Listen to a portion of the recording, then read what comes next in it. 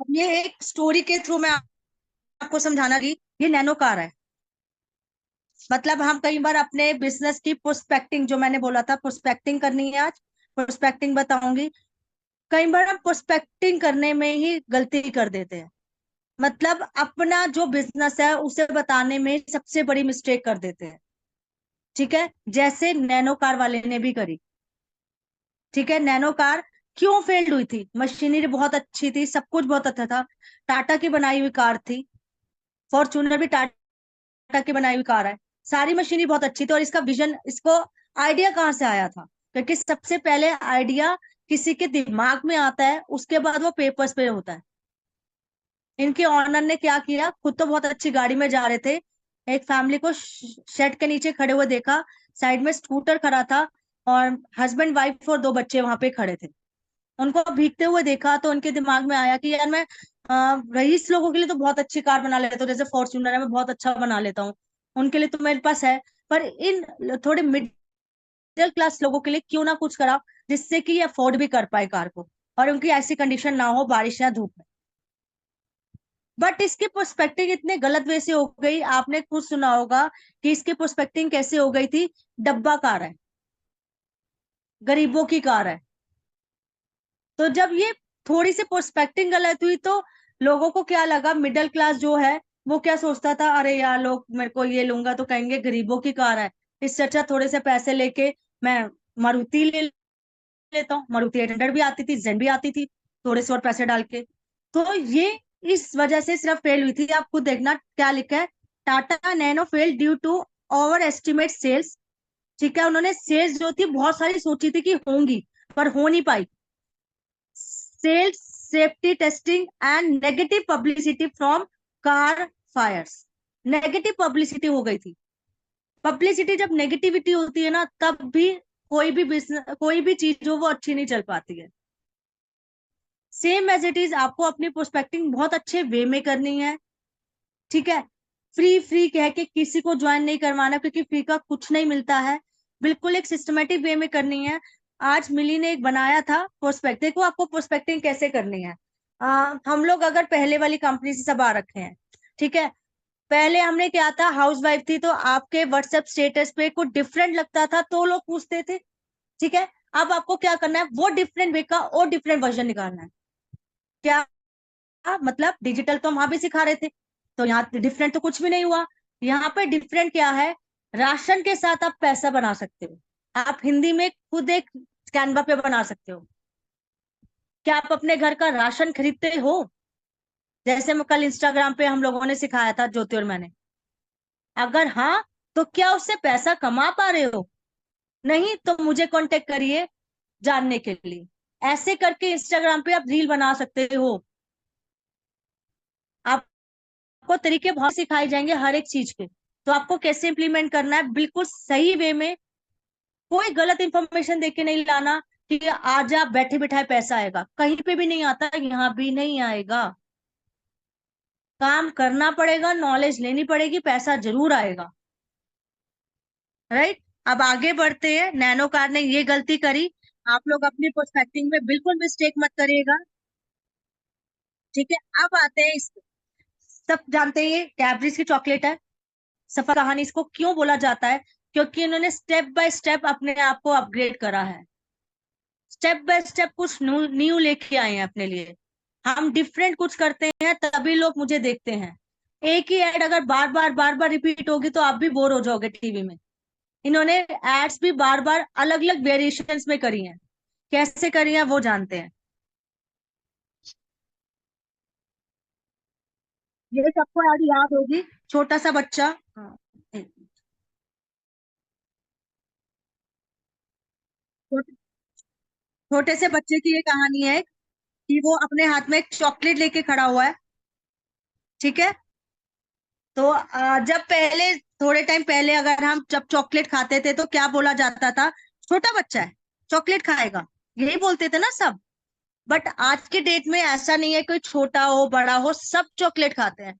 क्यों? क्योंकि एड्स में वेरिएशन आई। कैसे आई? हमने एड्स टीवी में देखी। पहले छोटे बच्चे चॉकलेट और खाते थे, अब देखो आगे इन्होंने हर एक कैटेगरी के लिए एड्स बनाना स्टार्ट करी। समझ में आने लगा कि जब कोई जीत जाता है तब भी चॉकलेट खा सकते हो आप, मुंह मीठा करने के लिए। नहीं तो पहले क्या होता था, मुंह मीठा कर ले, दही चीनी से कर लो या मिठाई से किया जाता था। अब मुंह मीठा चॉकलेट से किया जाता है, मीठी तो चॉकलेट भी होती है। तो ये एक लोगों के दिमाग में आया कि कभी भी कोई अच्छा चीज होगी तो हम एक दूसरे को अ, ये चॉकलेट खिला सकते हैं सेलिब्रेशन के, के नाम से भी चॉकलेट आई। ये हर एक कैटेगरी, मतलब सबसे पहले उन्होंने अ, अब सोचने वाली बात है, अगर कैब्रिस आगे नहीं बढ़ना चाहती, वो क्या सोचती कि यार छोटे बच्चे अगर बड़े हो रहे हैं तो और पैदा भी तो हो रहे हैं, तो मेरी तो सेल्स पे ज्यादा फर्क नहीं पड़ेगा। पर उसको अपने सेल्स को बढ़ाना था, तो उसने क्या करा, हर एक एज ग्रुप के लोगों के लिए एड्स बनानी स्टार्ट कर दी, हर एक फेस्टिवल्स में एड्स बनानी स्टार्ट कर दी। आगे फेस्टिवल्स का भी दिखाऊंगी। तो ये चीजें पहले उन्होंने एज ग्रुप पे ली, ये देखो, ये हर एक फेस्टिवल्स पे आने लगी एड इनकी। सबको याद होगी ये वाली, जो लड़का मैच खेलने जा रहा होता है मॉर्निंग में उठ के, बहन उसे और राखी बांध रही होती है, सेलिब्रेशन का एक डब्बा आता है। 99% लोग आजकल सेलिब्रेशन का डब्बा देना पसंद करते हैं। एक तो कम रेंज में आ जाता है, मतलब पैसे ज्यादा नहीं लगते हैं। चॉकलेट सबको पसंद आती है, डेयरी मिल्क। अगर आपको लगता है कि मुझे थोड़ा हाई लेवल का लेना है, मतलब प्रोडक्ट थोड़े ज्यादा पैसे खर्चने हैं, उसके अंदर ड्राई फ्रूट वाली चॉकलेट्स भी आने लग गई हैं, कोटिंग आने लग गई है ड्राई फ्रूट्स की।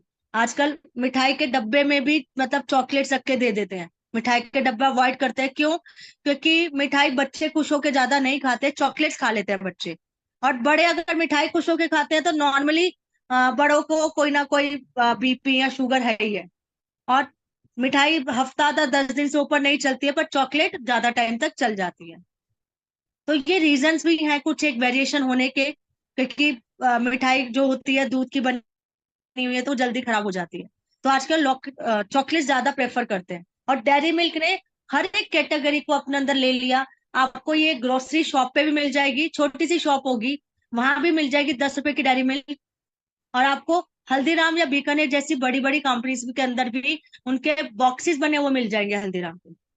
पूरा एक कॉम्बो बना हुआ मिल जाएगा, जिसमें हल्दीराम और डेयरी मिल्क वो उसके लगे होंगे, गिफ्ट आइटम में मिल जाएंगे आप लोग को, जिसमें कोटिंग करी होती है ड्राई फ्रूट्स के, जैसे ड्राई फ्रूट है ऊपर डेयरी मिल्क की कोटिंग करी होती है। तो ये चीजें मिल जाएगी। शुभ आराम करके इनके इनका आने लग गया। शुभ आराम मतलब किसी घर में बहुत अच्छा सा कुछ हो, शुभारंभ करके भी सुना होगा। अगर किसी घर में गृह प्रवेश हो या कोई भी नया कुछ कर रहा हो, उसके लिए भी चॉकलेट्स आने लग गई। सेम एज इट इज हर घर में सास बहू होती है, रूठना मनाना चलता ही रहता है, लड़ाई झगड़े भी चलते हैं। या आपने सुना होगा, ऊपर छत पे दोनों खड़ी होते हैं, नीचे से बारात जा रही होती है, पहले दोनों ऐसा लग रहा होता है कि लड़ी होती हैं, नीचे जाके डांस करती है, फिर एक दूसरे को चॉकलेट्स खिलाती हैं। सात समुंदर पार में तेरे पीछे पीछे आ गया, शायद याद होगा सबको ये सॉन्ग भी। तो ऐसे करके कैडबरीज ने हर एक कैटेगरी को इन्वॉल्व करा। सबसे पहले एज ग्रुप को लिया, फिर उसने देखा कि यार एज ग्रुप तो ले लिया, अब नॉर्मल मिडिल क्लास से लो मिडिल क्लास वाले भी लोग मेरे को खरीद पाए, और हाई लेवल लोग भी खरीद पाए। मतलब रिच कैटेगरी भी और मीडियम कैटेगरी भी और मीडियम लो कैटेगरी भी, सब मुझे खरीद पाए। तो उन्होंने छोटी रेंज से लेके 10 रुपए से लेके 1000 2000 तक की भी चॉकलेट्स बना रखी है। समझ में आई ये? हर एक कैटेगरी, और फिर हर एक सेलिब्रेशन में हर एक फेस्टिवल को इन्वॉल्व करा, क्योंकि हमारा जो देश है फेस्टिवल्स का देश है।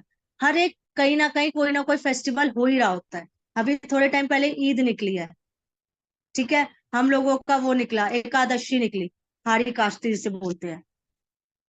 तो ये चीजें बहुत मैटर करती हैं हमारी जिंदगी में। ये देखो, ये खुशी का पल है, ये जब वो हो जाते हैं, ये भी याद होगा सबको, जब इसकी बेटी पास हो जाती है नेताजी इसको चॉकलेट देते हैं।